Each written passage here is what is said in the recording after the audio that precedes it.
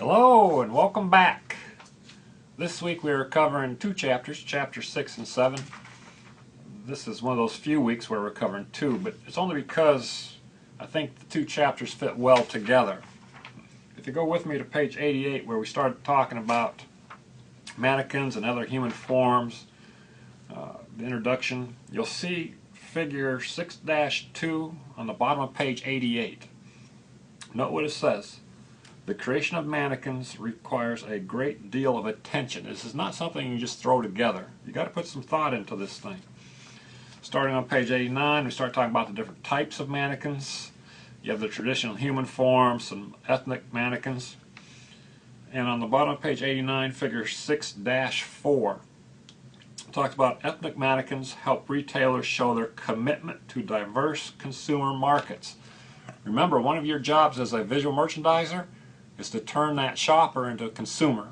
Whatever you do, you're supposed to get that person's credit card or that cash or that pocketbook open. Not just put out a display people like to look at. You've got to get them to buy the product. Going on over to 91, the top of page 91, Representational Forms. It's at the top of the page.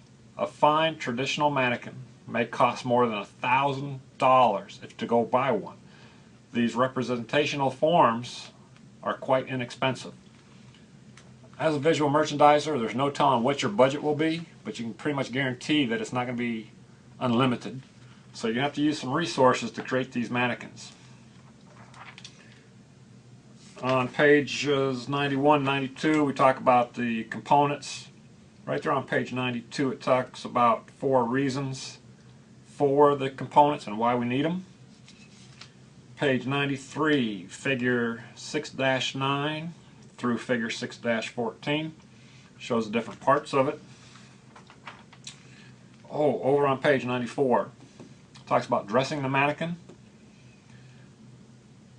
The second paragraph under there says, to dress the assembled mannequin, first remove the legs, and it goes on through a sequence.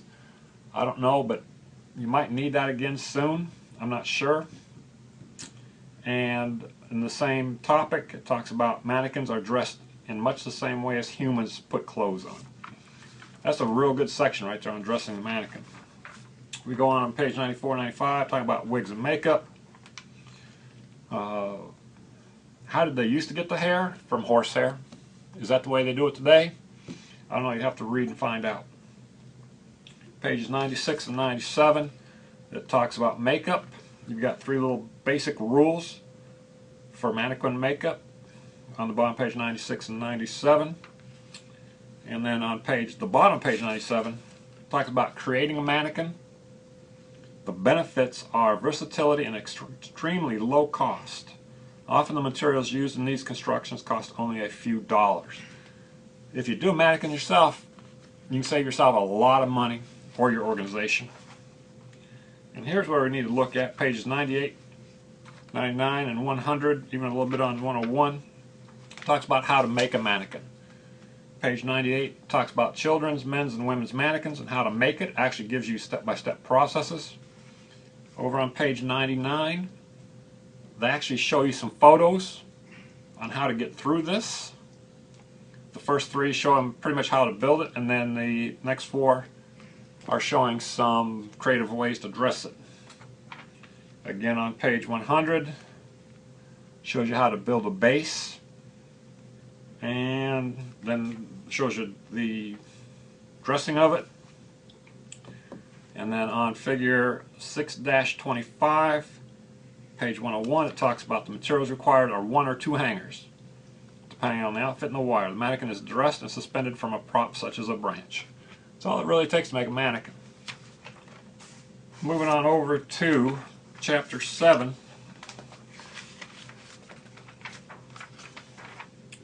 All of a sudden we're talking about the materials, props, tools, and of the trade. The second or third paragraph down on the introduction, it says, often a display overwhelms the observer with too many devices. So yes, your display windows can have too much. It can be too busy. It will distract the buyer. Page 108, 109, we start talking about the different types of construction boards. 110, fabrics and paper and paint. And it goes on through page 111, all the way over to page 112, where we talk about furniture and the different merchandises used as props. If you look at the photos on page 112 and 113, very creative. For example, 7-6 on page 113 is a wheelbarrow full of pencils with mannequins sticking around. Would that get your attention if you were walking through the store? On page 114, we look at props. Now here's, on page 114 and 115, look at the photos, and if you're walking through a store, would you stop and look at these? For example, just talking about me, figure 7-9, for whatever reason, all those chairs stacked like that would get my attention. And remember, your objective is to turn a shopper into a consumer. You've got to get them to open that pocketbook up. And some more photos over on page 116. On 117, table 7-1 talks about the minimum tools of the trade. Guys, you're going to have some tools. You're going to have a tool belt, whatever you need to get this done. And over on page 118, again, extra tools for displays. And over on page 118 as well, table 7-3, accessories of the trade. Molly screws, S-clips, nails. These are the type of materials you might end up working with. So be ready. Alright, again, that's chapter 6 and 7.